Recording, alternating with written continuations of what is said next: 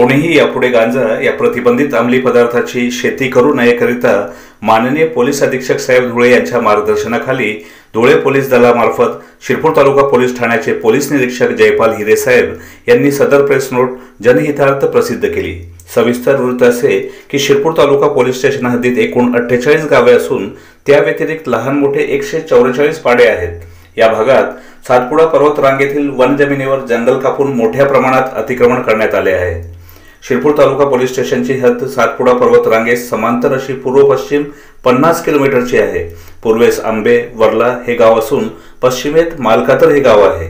Police ठाण्याच्या हद्दीतील बहुतांशी भाग वन विभागाच्या मालकीचा असून अनेक ठिकाणी वनपट्टे वाटप झाले आहेत। तसेच काही ठिकाणी वन जमिनीवर अतिक्रमण करण्यात आले आहे। पोलीस ठाण्याच्या हद्दीतील काही गावांच्या सीमेस लागून वन जमिनीत गांजा या प्रतिबंधित अंमली पदार्थाची शेती केली जाते। माननीय पोलीस अधीक्षक साहेब धुळे यांच्या मार्गदर्शनाने पोलीस ठाण्याकडून अनेक वेळी छापा कारवाई केली जाते। तसेच अंमली पदार्थाच्या दुष्परिणामांची माहिती देऊन परावृत्त करण्यासाठी जनजागृती करण्यात येत असते।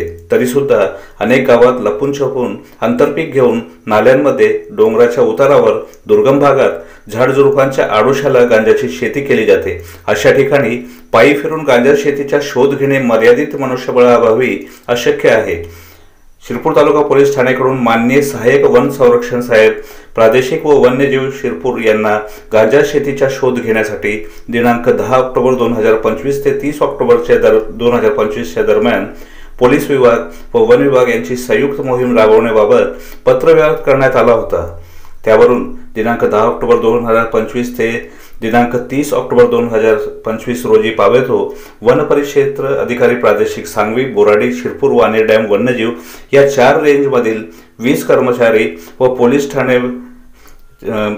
ठाण्याचे 15 अंमलदार असे एकूण 35 अधिकारी व कर्मचारी अंमलदार गांजा प्रणव भागात पेट्रोलिंग करून तसेच ड्रोनच्या सहाय्याने पाहणी करत आहेत। मागील 2 दिवसात आंबे, रूपसिंगपाडा, खंबाळे, आसरापानी, लाकड्या हनुमान, चिलारे अशा गावाच्या वन जमिनीवर ड्रोनच्या सहाय्याने गांजा शेतीचा शोध घेण्यात आला असून सदरची कारवाई पुढील 1 महिना चालणार आहे।